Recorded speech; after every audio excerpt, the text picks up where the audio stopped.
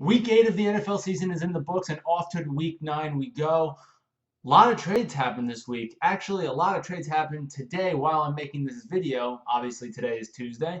And four big ones in my mind. You had Brown going from the Texans to the Seahawks because of pretty much what he said, in my opinion, which is ridiculous.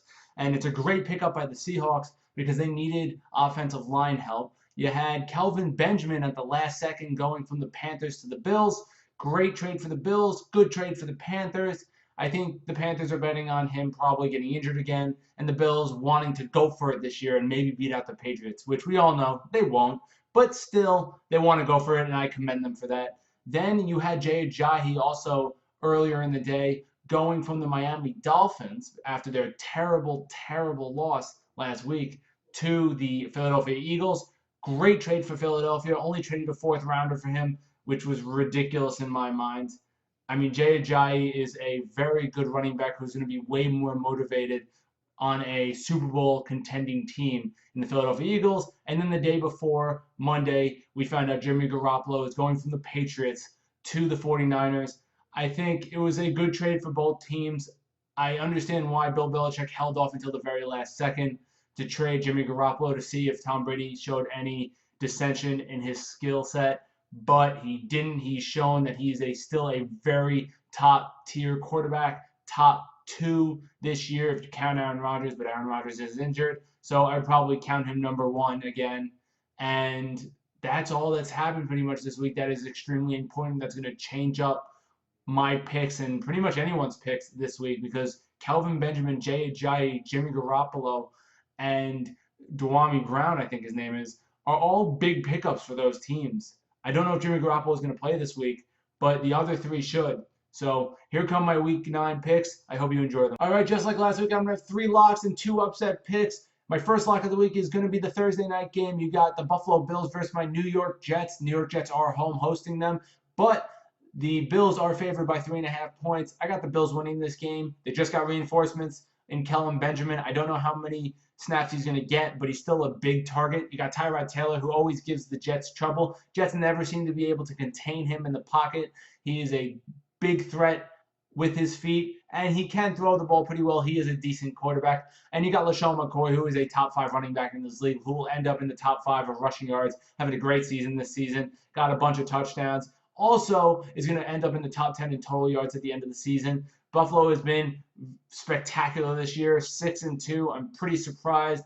They won't win the division, but they'll win this game. They'll win by the 3.5 points because the Jets are going to keep it close, but of course, let it up in the fourth quarter, make something stupid happen because that's always what they do. That is their motto. They tease us and then they do something stupid at the end of the game to throw it. And the Buffalo Bills will win this game, I would say 28-21.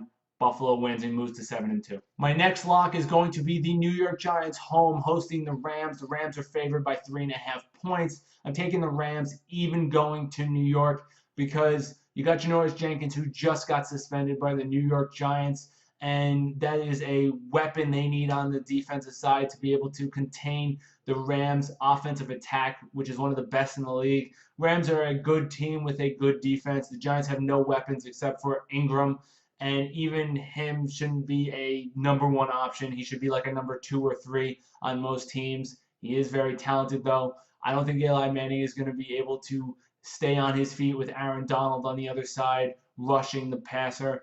And you got the Rams winning this game, I would say stomping, 24-14.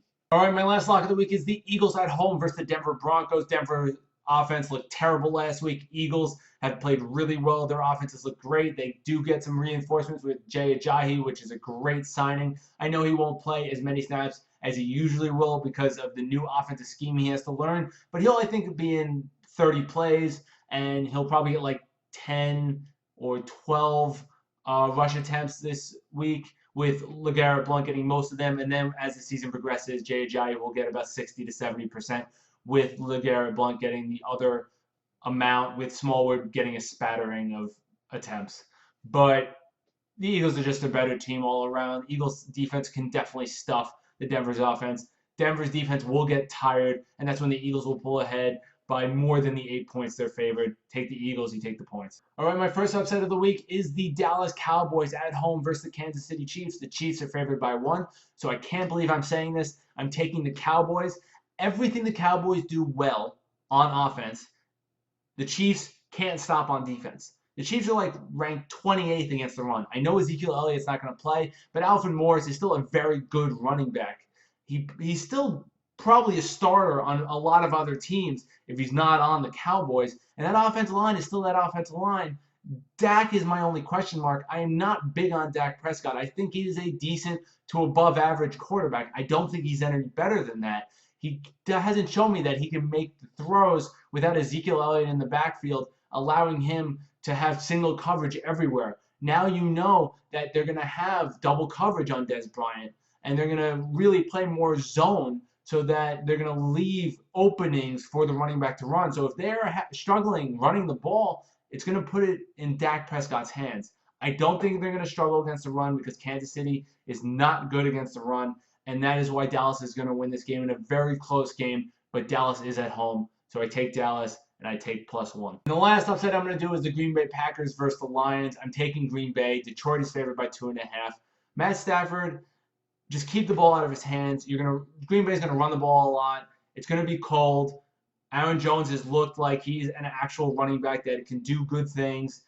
As long as they keep the ball and they don't give the ball away to Detroit, I think the Packers can win this game. You got Jordy Nelson. You got Devontae Adams. You got Randall Cobb. You got weapons. I think this young quarterback will be able to lead them at Lambeau to a win, which will do huge things and give a lot of motivation for Aaron Rodgers to maybe come back versus Carolina, which is 3 games left in the season, and could maybe put the Packers and do an amazing run, because I don't think there are any world beaters in the NFC other than the Eagles. So if Aaron Rodgers comes back, they can be in the NFC Championship game again, but this time versus the Eagles, which would be a great, great, great game. All right, so those are my Week 9 picks. Like every other week, my picks will be in the description below for every single game for Week 9 of the NFL season. Like I said before, I hope you guys enjoyed it. If you want to subscribe, click here. Please comment below. And if you want to see my last video, click here. Thank you so much for watching, and have a great night, everybody.